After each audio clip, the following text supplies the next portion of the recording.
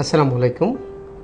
প্রিয় মালয়েশিয়া প্রবাসী ভাইয়েরা, আপনারা আমাদের বিজ্ঞপ্তি দেখে বা আমাদের ভিসা অফার দেখে অনেকেই এসএমএস করতেছেন এবং অনেকেই হোয়াটসঅ্যাপে নক দিচ্ছেন আপনার ফ্যামিলি মেম্বারকে মালয়েশিয়া নেওয়ার ব্যাপারে।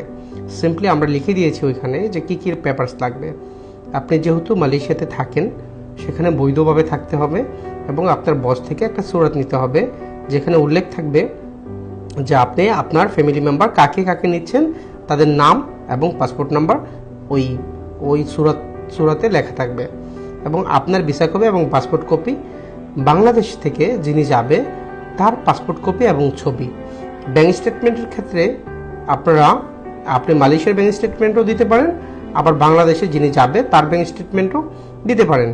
যদি ফ্যামিলি মেম্বার একাধিক হয়, একের অধিক হয়, যেমন আপনি আপনার ওয়াইফকে নিতে চান, সেই সাথে আপনার বাচ্চাদেরকে নিতে চান, সেক্ষেত্রে শুধু ওয়াইফের বা আপনার নিজের ব্যাঙ্ক স্টেটমেন্ট লাগবে।